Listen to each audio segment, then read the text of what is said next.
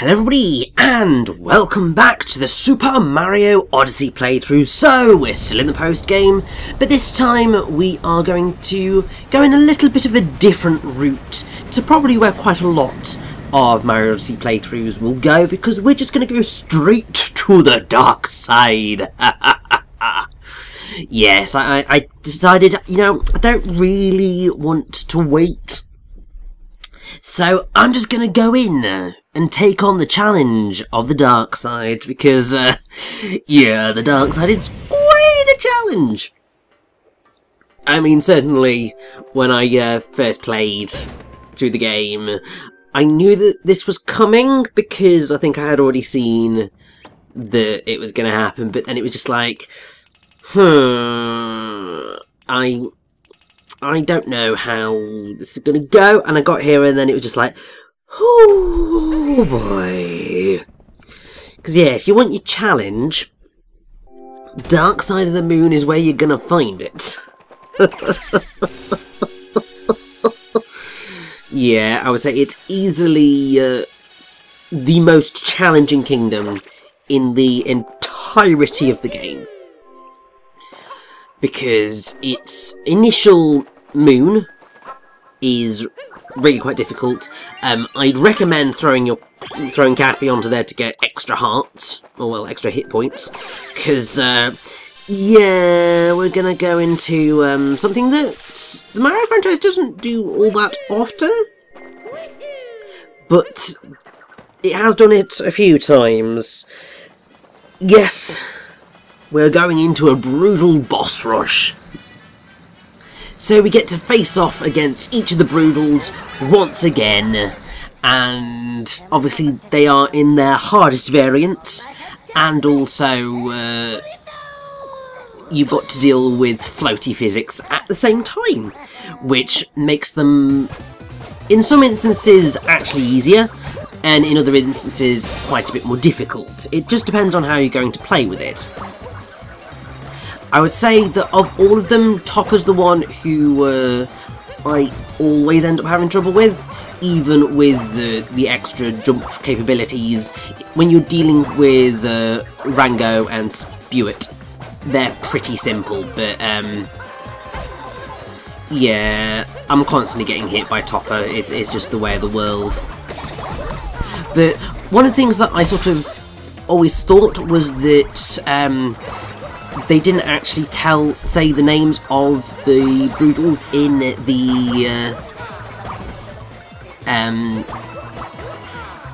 the game at all, but they do. If you look at the brochure for the Dark Side, then they will actually they give you a rundown of all of the Broodals. So I mean, the tower that we're climbing up is written down as a tasty looking tower. This ostentatious stone tower was carved at the direction of the vegetable loving Madame Brood who lords over Rabbit Ridge. Her underlings, the Broodals, live within and always have a warm welcome for visitors. Welcome in quotation marks. So yeah, annoyingly we don't actually see Madame Brood in here, but to be fair, that's fine by me. So obviously we've taken down Topper, who is client relations, responsible for client relations on behalf of the Broodals' wedding planning firm. Topper is usually found on site, troubleshooting. You can tell how serious he is about a battle by the number of hats he has stacked on his head. He doesn't tap into his full hat reserves, except for the most dangerous opponents. So if you square off with him and he seems to be mostly hat, you should feel honoured and afraid. And next up we have Harriet. The least predictable of the Broodals, Harriet is most often found throwing bombs with her hair. When her homemade bombs explode, they leave a pool of fire on the ground, so try knocking them away before they explode. While it may seem reckless to fill her hat with bombs, Harriet is devious and keeps a lot of spare explosives with her, so watch out. That certainly explains a lot about her, I feel. But yes, Harriet's an interesting one in here because, while in terms of dodging her attacks and so on is about the same as it was before, just managing to hit her So well, because you kind of have to throw your cap at her to get a proper hit in onto her, because she starts running away, and throwing Cappy at her freezes her in place for a few seconds. So that's pretty much your only way that you're going to get an effective jump on her, because otherwise she's just going to run away from you. But I have to say, this is a really smooth run of Harriet. I really do have to say, I'm quite proud of this. I mean, I look back at when I was trying to do this the first time, and I had so much trouble, it was unreal. I even ended up leaving the kingdom and coming back to it at a later point, because I was just like, you know what, I can't be doing with this right now, it's driving me potty. And it's because you have to do all of the Broodals in one fell swoop, and yeah, for the longest time I didn't realise that there was the extra power-up heart outside if you threw your cap onto that particular moon vegetable statue thing. Once I did find that out, it still didn't make it that much easier, because I was still just like really, really bad with dealing with the Broodals. But obviously over the course of this playthrough, I learnt some of the really helpful tactics in terms of speeding up the process in beating them. And I think that's sort of what helped me out the most during this run. Partially because I knew what I was expecting, partially because obviously second time playing through the game you've sort of mastered most of the skills by that point. But also, I'd learnt the new extra bits and bobs, which meant that I was much less likely to get hit, and I was able to kill them a lot quicker, and that's the godsend. Anyway, Spewit, the Entertainer. Spinning around while spitting poison in a wide area, Spewit is the least subtle of the Broodals, but he also has an unexpectedly artistic side, as his poisonous ground paintings show. And I mean, I suppose I get that, but oh, for God's sake, I should have ground pounded right when I had the chance. But it's all good, because that's pretty much him deader than dead. So I'll take that. That means we just have one more. Hehe.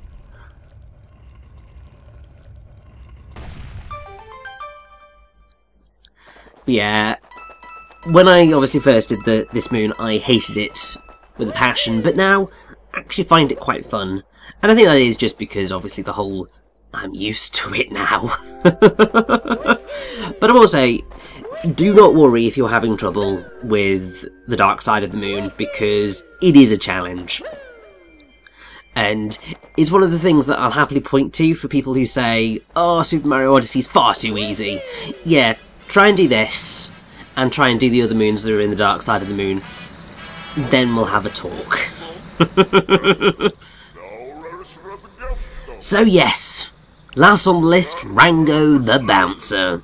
He's not the most focused, but Rango is a valuable player on the Broodals team, always coming through in the end, a master of his boomeranging trampoline hat. He can throw it straight and curved, with almost unnatural control over the way it flies. On the other hand, he sometimes zones out a bit and looks confused.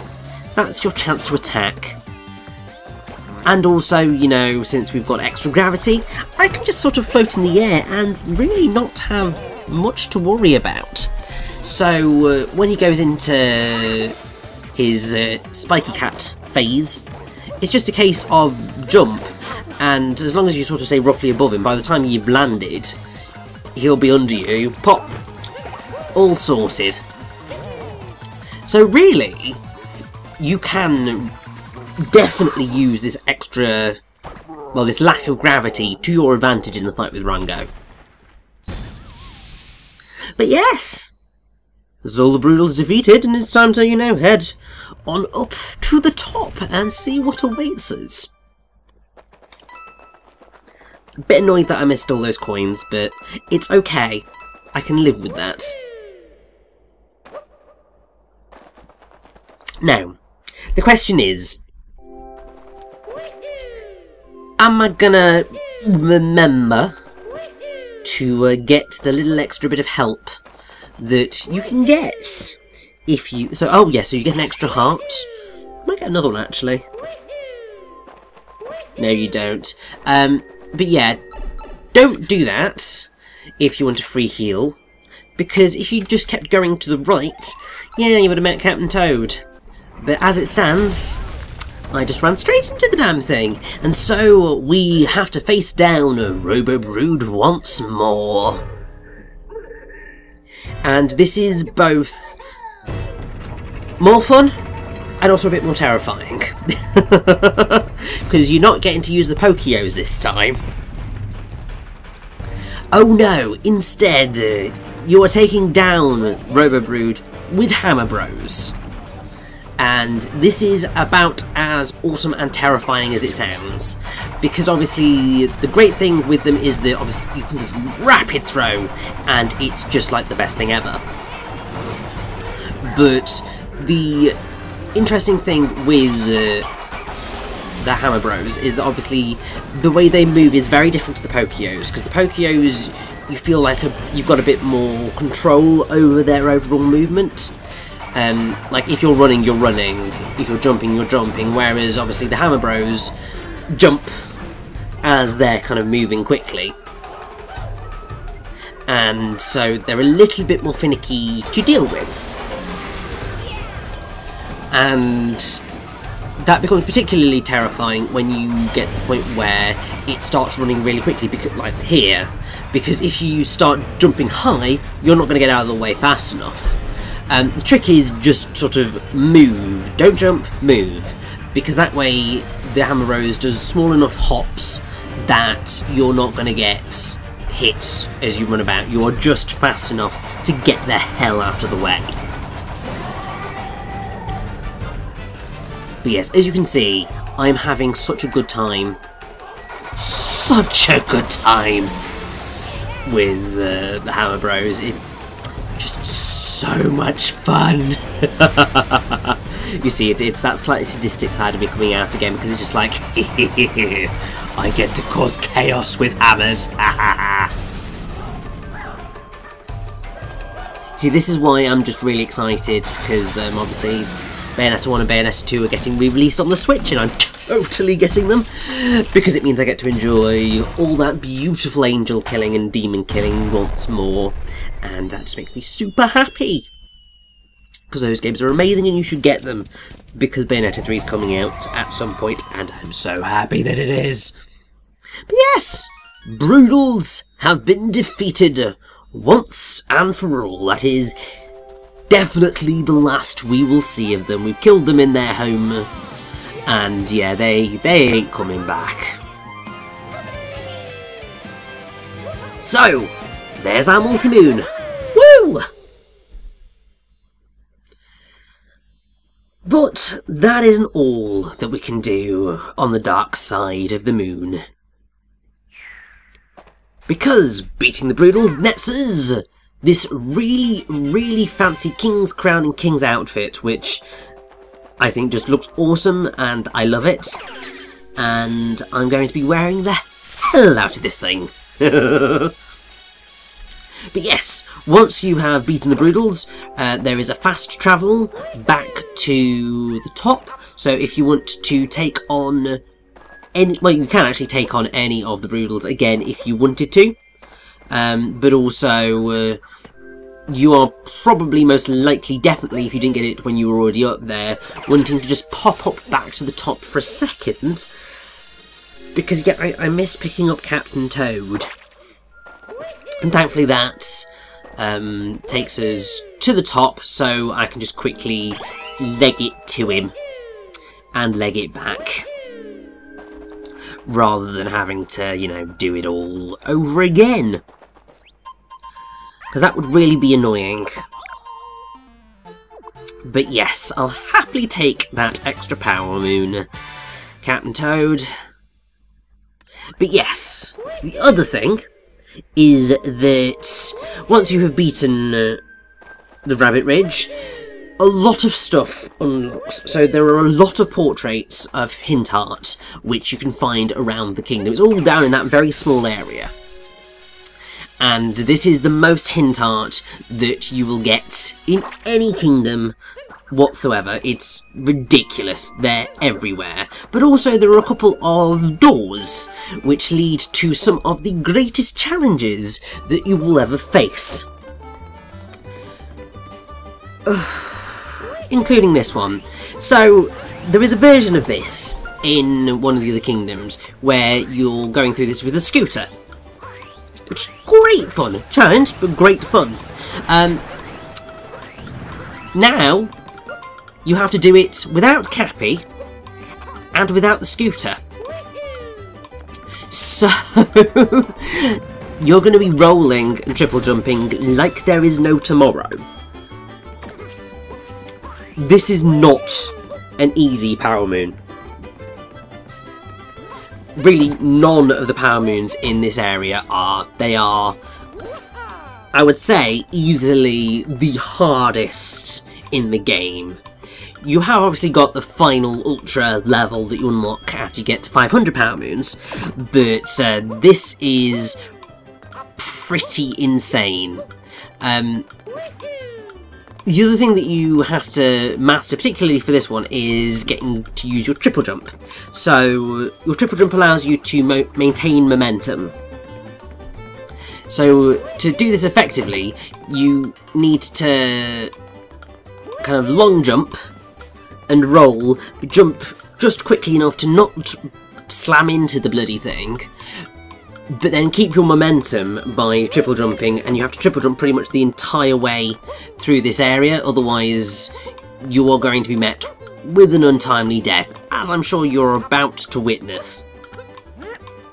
Because yeah, I did not get anywhere near enough momentum to get me across there. It's insanely tight.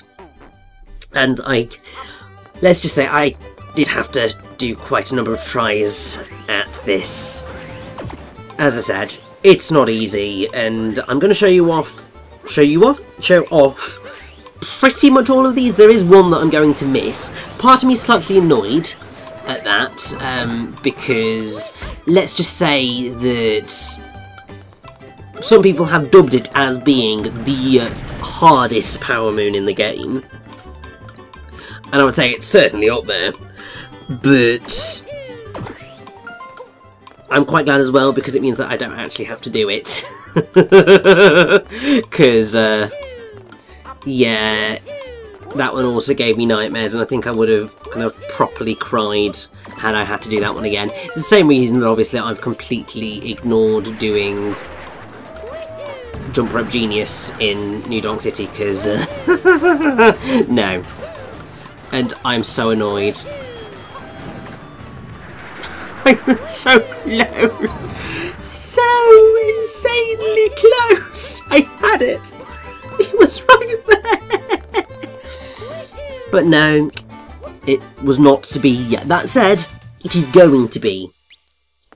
Because I'm way too stubborn. I'm going to die, and I'm going to do it again. Because I want that power moon. I want to prove that I am good enough at this game. He says, having obviously not edited out that whole bit where I was just jumping and trying to get the timing right.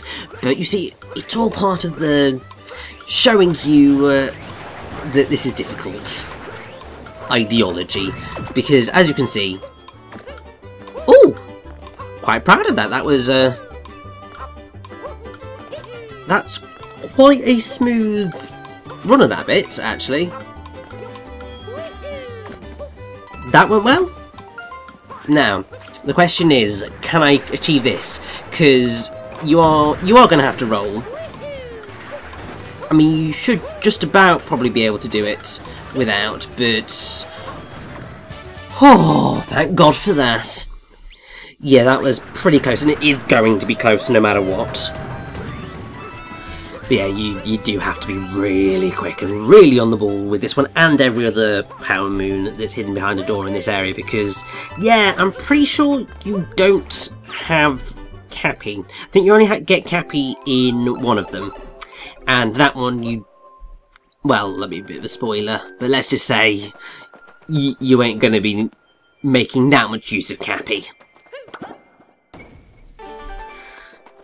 So let's see, what does this one hold? Oh, one of my worst nightmares. So, I mean, this was already a challenging Power Moon when you probably faced it the first time, but it's okay because you have Cappy. And obviously what Cappy allows you to do is allows you to clear up the poison.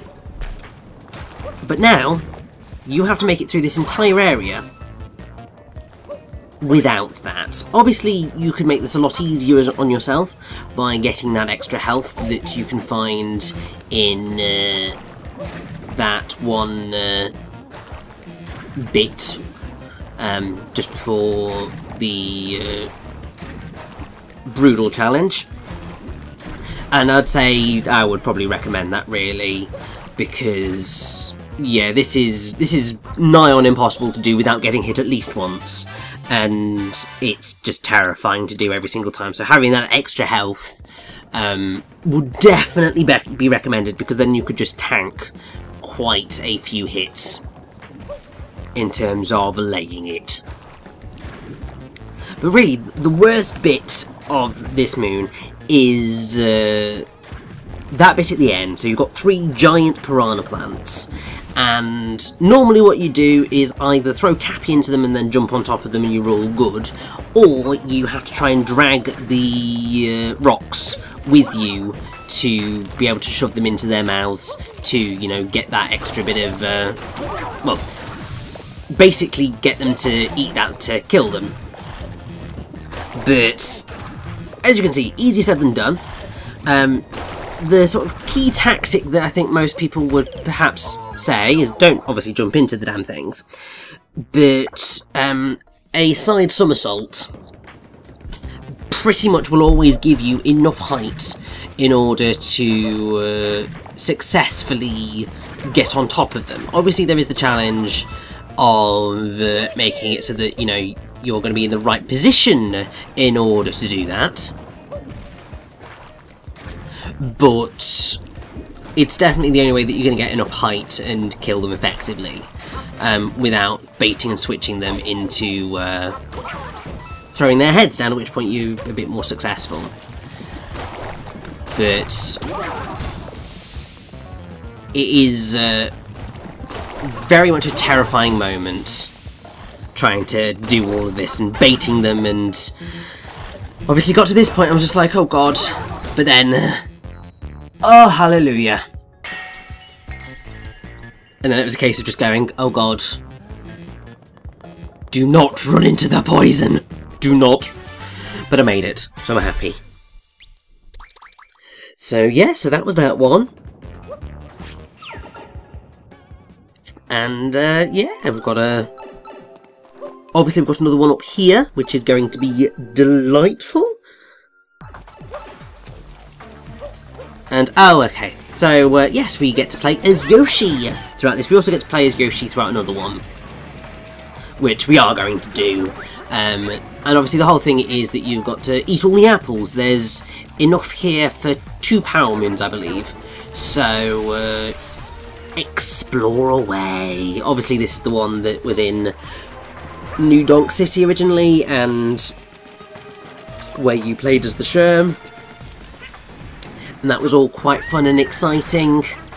But obviously there's a bit more challenge here because you've got to do it as Yoshi, and obviously you end up with situations like that where Yoshi's is probably not going to get enough height, so you're going to have to do some pretty fancy manoeuvres in order to successfully get things that are all the way off in locations that you may not otherwise be able to get to. Thankfully, masterful wall jumping, well, wall tongue jumping, manages to net us that type of thing.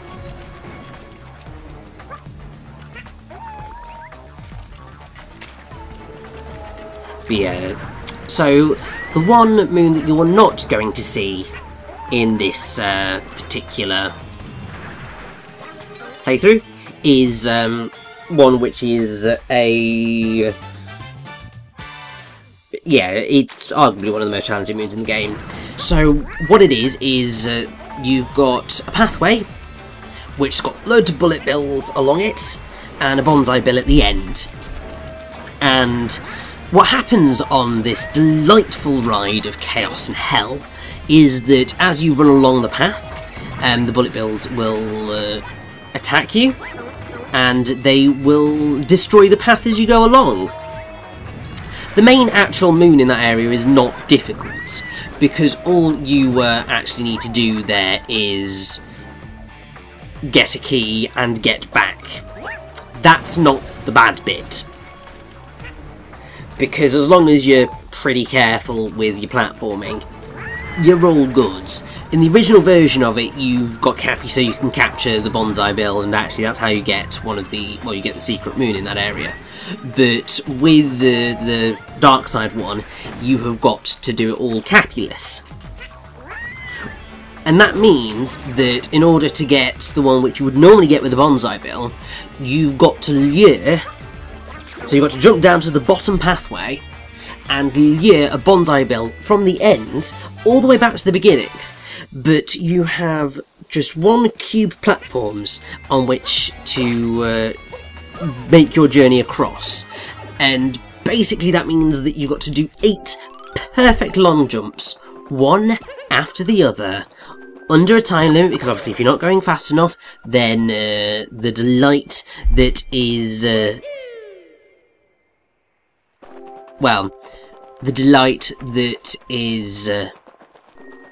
bonsai bill will destroy your platform. And obviously that's not fun. It's really not fun. Oh, there's another one! I forgot about this one. There's loads of Yoshi in this. But yeah, so you have to get across it without using Cappy. And yeah, there's 8 perfect long jumps. It's not quite just straight long jumping either.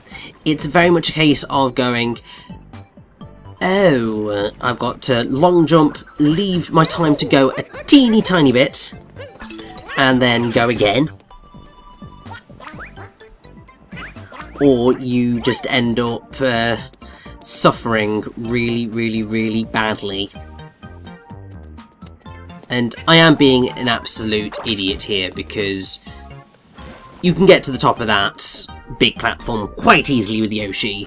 It's just a case of flutter jumping all the way up to the top, and then you drop down the other side.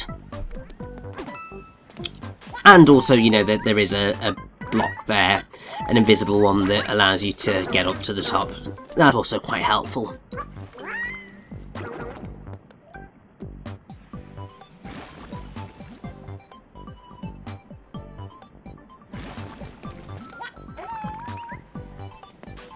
I have to say, this is quite an alright Power Moon set to get. Pretty much all the ones with Yoshi are just quite fun, even though they can be quite challenging. They're just fun and not too horrendous in terms of what they ask of you. But it's the ones that are Cappy-less where you start to just go, oh no! Do not like one iota. Thankfully, as I said, well, we aren't actually going to be doing the one that's caused me a lot of grief, but also we've got better things to do than just have you sit here and watch me fail miserably at a difficult moon. Although, I will say right now, because if my assumptions are correct, this part will go up before the Hellfire Comms playthrough ever reaches the delight that is the end, well, the dark side of the moon. So I'm going to try and get Tom to do that ever so delightful, really impossible moon, just to, you know, watch him go through the pain and the suffering that anybody who has tried to tackle it has faced. Because, oh my god, damn near gave me a heart attack. But the really good thing, and it's the thing that I really like about Odyssey's difficulty level, is that pretty much all of them, well, where they're challenging, they are challenging, but they're not so ridiculous that you're just going to go, yeah, I never want to touch this thing again. And it's not the fact that the game's cheaped you out of anything, it's because you just actually aren't good enough. And you need to get better. So really, you can never feel cheated out of a moon. You've just got to, you know, up your skills. Although I will say, the thing that I really love about this is that you can pretty much die as many times as you like, and Yoshi retains all of the apples that you have eaten. So you can sort of, in a way, look at this as just a war of attrition. Because you can sort of keep getting apples as you climb up. And while obviously that's not actually the most effective way of beating this entire level, and it's not the way that the game actually wants you to do it, but it's a certainly viable tactic. Well, certainly a viable tactic. And it's one where I would say, if you are having trouble, just do it. Odyssey is a game that likes you to just do things your own way. So if this is how you get through this Power Moon, just go for it. And I'm really glad that I got that one there, because I think I'm probably going to... Oh! Just saved at the last minute right there. Buggered myself in that bit, but it's fine, because all we need to do now is just leg it up to that bit and we're all good.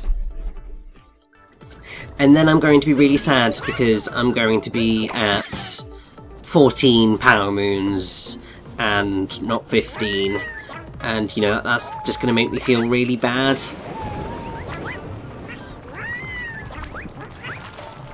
Like, I've worked so hard to remain on this sort of multiple of 5 level throughout the entirety of the playthrough.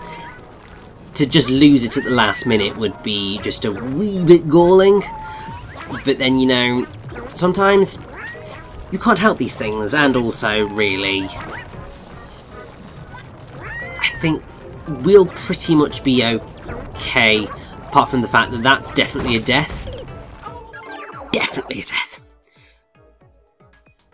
But yeah, just sort of have fun. I know I've completely lost the point that I started on, but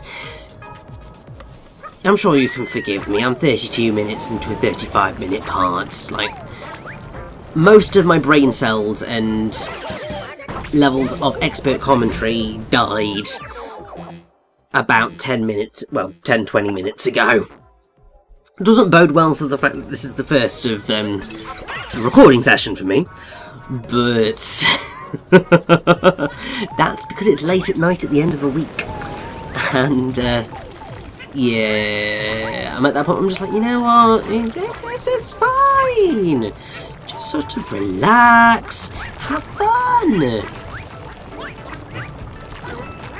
Let Yoshi dive into the lava. It's just a way of being happy-go-lucky, you know. It's not because I'm sucking really, really, really badly at this whatsoever. No, never in a million years. It's definitely like that.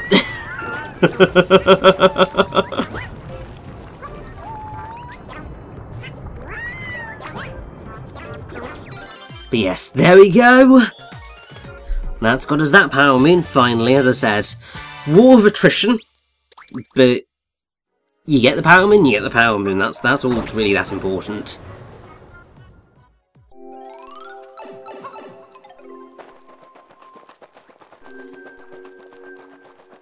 Now, something that I actually found out was that apparently behind a pillar somewhere you can actually find a sprite for Rosalina, which I think is really quite awesome. I don't know where it is, I've not seen it, but apparently it exists. I wish I could find it, because that would be... that's a lovely little Easter egg, and particularly fitting considering obviously she's the Cosmic Princess, and just works. But yeah, I thought, oh, well, is there a moon that I get by using this thing? No, there is not. It's just all found with dark side art and those ultra challenging ones.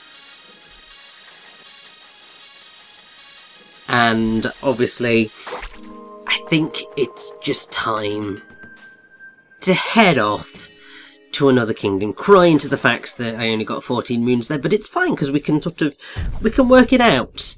But even though we are down, we're going to head back to a kingdom that we didn't really get to explore properly the first time we visited. We're going to go back to the Cap Kingdom and visit Bonneton. Let's go!